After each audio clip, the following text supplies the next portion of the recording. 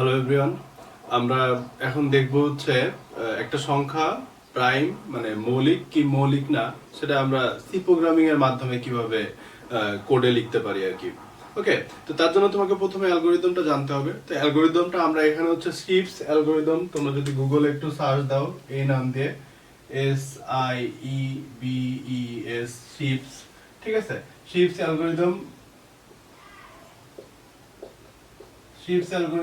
of prime number,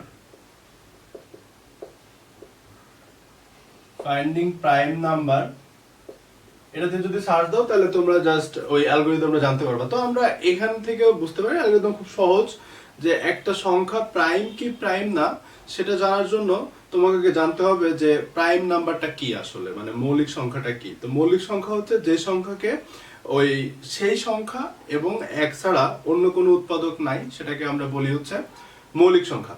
ওকে, তো এখন এই মৌলিক সংখ্যা আমরা কিভাবে বের করব দেখো। তাহলে আমরা এক থেকে শুরু করে যদি ওই সংখ্যা পর্যন্ত সবগুলো সংখ্যা দিয়ে যদি আমি একটা সংখ্যাকে ভাগ করি এবং সেই সংখ্যাটা যদি মৌলিক হয় তাহলে তার টোটাল কয়টা উৎপাদক থাকবে বলো। সংখ্যাটা যদি এক না হয়, এক কিন্তু মৌলিক না, আমরা বারবার বলতেছি এক হচ্ছে মৌলিক সংখ্যা না, এটা আমরা ধরেই নিছি। তাহলে দুই যদি হয় তাহলে দেখো আমি যদি দুইকে এক দিয়ে ভাগ করি তো এক তো দুইয়ের একটা উৎপাদক, আবার দুইও কিন্তু দুইয়ের একটা উৎপাদক। তাহলে একটা সংখ্যা মৌলিক হইতে হলে তার টোটাল কয়টা উৎপাদক থাকবে? দুইটা। দুইয়ের অধিক কিন্তু উৎপাদক থাকা সম্ভব না, হ্যাঁ, মৌলিক হইতে হলে। তাহলে যদি মৌলিক না হয় তাহলে কি হবে? তাহলে তার অবশ্যই দুইয়ের অধিক উৎপাদক থাকবে অবশ্যই। বুঝছো জিনিসটা?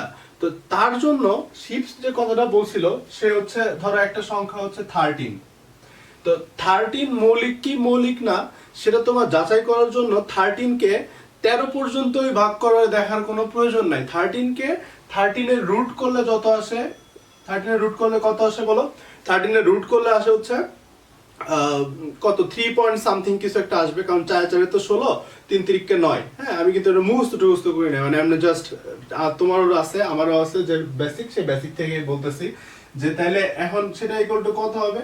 3 পয়েন্ট সামথিং কিছু একটা হবে আর কি। ওকে, তো এই তাহলে আমি 3 পর্যন্ত যদি চেক করে দেখি যে 3 পর্যন্ত সংখ্যা দিয়ে 13 ভাগ করা যায় কিনা, যদি না যায় তাহলে আমরা চোখ বন্ধ করে বলে দিতে পারি যে 13 একটা প্রাইম নাম্বার। তাহলে দেখো 13 কে কি 2 দিয়ে ভাগ করা যাচ্ছে? যাচ্ছে না। 13 কে আচ্ছা আমরা 1 দিয়ে ভাগ করা শুরু করি, 13 কে 1 দিয়ে ভাগ করা যাচ্ছে? হ্যাঁ যাচ্ছে, 13 1 দিয়ে ভাগ করে 13 ই হয়। 13 কে কি 2 দিয়ে ভাগ করা যাচ্ছে? 13 কে 2 দিয়ে কিন্তু ভাগ করা যাচ্ছে না। হ্যাঁ, তো তারপর আমরা চেক করব কত দিয়ে ভাগ করা যাচ্ছে? 3 দিয়ে ভাগ করা যাচ্ছে? না, যাচ্ছে না। তাহলে 1 থেকে শুরু করে আমরা যদি তার বর্গমূল পর্যন্ত যে সংখ্যাটা সেই পর্যন্ত যদি চেক করি তাইলেই এনাফ যে সে প্রাইম কি প্রাইম না এটা চেক করার জন্য। ওকে, এটাই ছিল আসলে বেসিক্যালি সieves অ্যালগরিদম। তো তার জন্য ইউজার যে ইনপুটটা দিবে তাহলে তোমার কি নির্ণয় করতে হবে বলো? তার স্কয়ার রুটটা কত সেটা নির্ণয় করতে হবে। তাহলে স্কয়ার রুট নির্ণয় করতে গেলে আমাদের একটা আমরা সবাই জানি যে আমরা সি প্রোগ্রাম লিখতে যে ফার্স্টে একটা লাইন লিখি সেটা হচ্ছে include stdio.h। তো এই stdio.h বলতে আসলে কি বোঝায়? একটা লাইব্রেরি বোঝায়, আমরা জানি স্ট্যান্ডার্ড ইনপুট আউটপুট .h। তো এই সেম টাইপের আরেকটা লাইব্রেরি দরকার আমাদের এই স্কয়ার রুটটা করার জন্য, সেটাকে আমরা ইউজ করব হচ্ছে mat.h নাম করে একটা লাইব্রেরি, যেখানে sqrt নাম করে একটা ফাংশন আছে। আমরা এই ফাংশনটা ইউজ করার জন্য আসলে এই লাইব্রেরিটা ইনক্লুড করলাম আর কি। ওকে, তো এখন আমরা তাহলে কোডটা লেখা শুরু করি আর কি। হ্যাঁ, তাহলে আমরা যদি একটু চিন্তা করি যে আমরা কোডটা কিভাবে লিখবো, তাহলে দেখো তাহলে তোমার বারবার কিন্তু ভাগ করা লাগতেছে। তাহলে তোমার মাথায় আসতেই পারে এখানে আমার লুপের একটা ব্যাপার আছে আর কি। তাহলে বারবার যেহেতু ভাগ করা লাগবে তাহলে এটা লুপ থাকতে পারে। তাহলে লুপটা কি লুপ হইতে পারে? ফর লুপ হইতে পারে, ডু হোয়াইল লুপ হইতে পারে, হোয়াইল লুপ হইতে পারে। হ্যাঁ, তো লুপ চালানোর পরে ভাগ করার পরে তোমার আবার দেখা লাগতেছে কিন্তু সেই সংখ্যাটা ভাগ যাচ্ছে কি যাচ্ছে না। তাহলে তোমার এখানে একটা কি কন্ডিশনের ব্যাপার আছে। তাহলে লুপের ভিতরে একটা কি থাকবে বলো? একটা ইফ এলস থাকবে আর কি, একটা কন্ডিশন থাকবে। তো সেই কন্ডিশনের যে কাজটা, এই কাজটা আমরা কিভাবে করব দেখো। আমরা একটু শুরু করি তাহলে প্রোগ্রামটা। তাহলে আমরা ইন্ট ইউজারের কাছ থেকে আমরা একটা নাম্বার ইনপুট নিব, ধরো যে আমরা n ইনপুট নিলাম। তারপর হচ্ছে আমরা একটা ভেরিয়েবল নিব হচ্ছে লুপ চালানোর জন্য, আর একটা হচ্ছে ভাগ গেলে আমরা একটা সংখ্যা নেব ফ্ল্যাগ, মানে এটা হচ্ছে টাইপ অফ একটা তোমার একটা সিম্বল, ঠিক আছে। সেই সিম্বলটাকে তুমি চেঞ্জ করে দিবা যদি ভাগ করা যায়, আর যদি না যায় তাহলে তুমি অন্য একটা কাজ করবা। ওকে, তাহলে সেটার জন্য তোমার আরেকটা ভেরিয়েবল দরকার, তো ধরো যে সেটা হচ্ছে তোমার সি। ওকে, তো এখন আমরা গতদিন বলছিলাম যে এখানে আমরা আগেই সেমিকোলন দিব না, আমরা কমা দিব। যদি সামনে আমাদের আরো কোনো ভ্যারিয়েবল দরকার হয় তাহলে আমরা এই তারপরে আরেকটা ভ্যারিয়েবল লিখে তারপর আমরা সেমিকোলন দিয়ে দেবো একেবারে কোডটা লেখার লাস্টে, কিন্তু মনে করে দিতে হবে কিন্তু জিনিসটা। হ্যাঁ, তো এখন আমরা কি করব, ইউজারের কাছ থেকে ইনপুট নিব। তো ইনপুট নেই আমরা কি দিয়ে, printf, ঠিক আছে, ইউজারটা এই যে ফার্স্ট ব্র্যাকেট শুরু, ইনভার্টেড কমা শুরু, এন্টার ইওর ইনপুট কিংবা এন্টার ইওর নাম্বার। ওকে, তো ইন্টারের নাম্বার আমরা লিখলাম। তাহলে আমরা ইনপুট নেই কি দিয়ে, দেখো আমরা ইন্টিজার টাইপের ভ্যারিয়েবল ডিক্লেয়ার করছি, তাহলে আমরা ইনপুট নিব হচ্ছে scanf, লিখবো এখানে scanf %d, ঠিক আছে। %dটা কই রাখবো, আমি n এ রাখবো, মানে ইউজার যেটা ইনপুট দিবে সেটা হচ্ছে আমরা আগে ডিক্লেয়ার করছি যে ভ্যারিয়েবলে, সেই ভ্যারিয়েবলে রাখবো। তাহলে ডিফাইন করে কি দিয়ে, এই অ্যাড্রেস অফ সাইন দিয়ে, মানে এন্ড সাইন কে বলা হচ্ছে অ্যাড্রেস অফ n। ওকে, তো এই n নেওয়ার পর দেখো তুমি লুপটা চালাবা হচ্ছে কতবার, n এর স্কয়ার রুট পর্যন্ত, মানে n কে তুমি ভাগ দিবা হচ্ছে 1 থেকে শুরু করে n এর স্কয়ার রুট পর্যন্ত। তাহলে তোমার সেই স্কয়ার রুটটা ইকুয়াল টু কত সেটা একটু বের করা দরকার। তো সেটা তুমি একটা আলাদা ভ্যারিয়েবলে রাখতে পারো, ধরো তুমি এটা d তে রাখলা, d নাম করে, তাহলে আমার আর দরকার নেই। তাহলে d ইকুয়াল টু হচ্ছে sqrt অফ n, মানে d হচ্ছে কি, d হচ্ছে n এর স্কয়ার রুট। দেখো আমি এখানে ইন্টিজার, এখন তোমার মনে কোশ্চেন আসতে পারে তাহলে 13 তো কিংবা ইউজার যদি একটা এমন একটা ইনপুট দিল যেটাকে বর্গমূল করলে মানে স্কয়ার রুট করলে একটা ফ্র্যাকশন আসতেছে, তাহলে এই ফ্র্যাকশনটাকে কিভাবে ইন্টিজারে রাখতেছে। তো ফ্র্যাকশনকে হচ্ছে যে ফ্র্যাকশনের পার্টটুকু বাদ দিয়ে দিচ্ছে, বাকি যে অংশটুকু সেইটুকু রাখতেছে। আসলে সেইটুকুই আমাদের দরকার, ওই পর্যন্ত ভাগ করলেই এনাফ যে সংখ্যাটা মৌলিক কি মৌলিক না সেটা জানার জন্য। ওকে, তাহলে d equal to sqrt of n আমরা লিখলাম। এখন এরপরে যে কাজটা করব আমরা হচ্ছে ইনিশিয়ালাইজেশন করব আর কি, আমরা এটা ডু হোয়াইল লুপ দিয়ে করতে যাচ্ছি। তো ইনিশিয়ালাইজেশন কিভাবে করব দেখো, যে c ইকুয়াল টু হচ্ছে আমরা আমরা 0 রাখবো, c মানে হচ্ছে আমাদের যে ফ্ল্যাগটা যেটা, আর i হচ্ছে আমাদের লুপ চালানোর জন্য রাখবো। i কত দিয়ে শুরু করব বলো, i হচ্ছে আমরা অন দিয়ে স্টার্ট করব। ওকে, আর ডুতে চলে গেলাম আমরা, দেখো ডুতে গেলাম, ডুতে যে আমরা যে সেকেন্ড ব্র্যাকেট দিলাম, সেকেন্ড ব্র্যাকেট দিয়ে তাহলে আমরা এখন কি কাজ করব বলো, আমরা এখন হচ্ছে কন্ডিশন চেক করব যে প্রথমে i কে i দিয়ে ভাগ করা যাচ্ছে নাকি যাচ্ছে না। ঠিক, সরি i কে না n কে, মানে ইউজার যেটা ইনপুট দিছে সেই n কে আমরা প্রথমে i দিয়ে ভাগ করব, মানে 1 দিয়ে ভাগ করব, ভাগ করে আবার i এর মান কি করব, বাড়াই দিব, বাড়াবো, মানে লুপ এভাবে কন্টিনিউয়াস করে এক করে বাড়াবো আর ভাগ করব, বাড়াবো আর ভাগ করব। ঠিক আছে, তাহলে এটা আমরা কিভাবে করব দেখো, আমরা এখানে এই ডু এর পরে একটা ইফ লাগাচ্ছি আর কি, একটা কন্ডিশন আমাদের। কারণ কেন, কারণ এখন চেক করতে হবে যে n কে i দিয়ে ভাগ করা যাচ্ছে কিনা, মানে n পার্সেন্টেজ i ইকুয়াল 0 কিনা। যদি ইকুয়াল 0 হয় তাহলে এই যে ইফ এর সেকেন্ড ব্র্যাকেটটা এখানে শুরু, ঠিক আছে, আমাদের এখানে নিচে জায়গা নেই তো এইজন্য সাইডে লিখতেছি আর কি। ওকে, এই সেকেন্ড ব্র্যাকেটের পরের লাইনটা হচ্ছে এটা। তো এখানে দেখো n পার্সেন্টেজ i ইকুয়াল যদি 0 হয় তাহলে আমরা c এর মান 1 করে বাড়াবো, c প্লাস প্লাস করব। c প্লাস প্লাস করা মানে কি, c এর মান আগে ছিল হচ্ছে কত দেখো 0, তাহলে এখন কত হবে, প্রত্যেকটা কেসেই কিন্তু c এর মান অন হয়ে যাবে। কিন্তু সংখ্যাটা যদি মৌলিক না হয় তাহলে কিন্তু সেক্ষেত্রে দেখো n পার্সেন্টেজ i ইকুয়াল 0 বলতে কি বোঝায় এটা আমরা জানি আশা করি, যে n পার্সেন্টেজ i বলতে বোঝায় n কে i দিয়ে ভাগ করলে যে ভাগশেষটা হয় সেই ভাগশেষের মানটা। তাহলে সেই ভাগশেষের মানটা যদি শূন্য হবে কখন, যখন ভাগ করা যায় তখন শূন্য হবে, আর যখন ভাগ করা যায় না তখন কি হবে না, শূন্য হবে না। তাহলে যখন ভাগ করা যাবে না তখন তো c এর মান বাড়ার কোনো পসিবিলিটি নাই, আছে।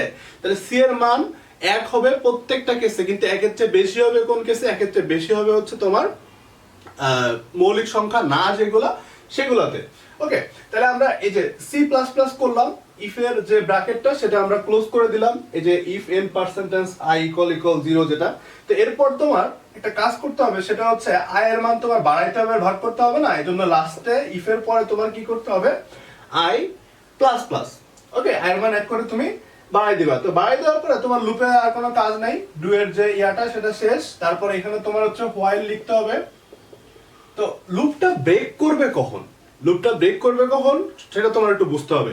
এখন দেখো একটা সংখ্যা তোমার 1 দিয়ে ভাগ যাচ্ছে, হ্যাঁ সব সংখ্যাই তো 1 দিয়ে ভাগ যাবে, তো 2 দিয়ে ভাগ যাচ্ছে, 2 দিয়ে ভাগ গেলে তারপরে কি আমার 3 দিয়ে চেক করার প্রয়োজন আছে সেটা মৌলিক কিনা, না প্রয়োজন নেই। তাহলে আমার এখন দেখো, এখন তাহলে আমি কি লুপটা সহজ করার জন্য এখানে আমরা দিই হচ্ছে সি লেস দ্যান 2, মানে সি যদি 2 হয় তাহলেও সে লুপ থেকে বের হয়ে আসবে। এটা একটা কন্ডিশনের জন্য সে লুপ থেকে বের হয়ে আসবে। সি লেস দ্যান 2 এর জন্য, সি লেস দ্যান 2 বললে সে হচ্ছে লুপের ভিতরে ঢুকবে। তো এরকম আরেকটা কন্ডিশন আছে, আরেকটা কন্ডিশন হচ্ছে কি লুপটা জানি ইনফিনিটি না হয়ে যায়, হ্যাঁ মানে অসংখ্যবার লুপটা জানি চলতেই না থাকে, এমন জানি না হয়।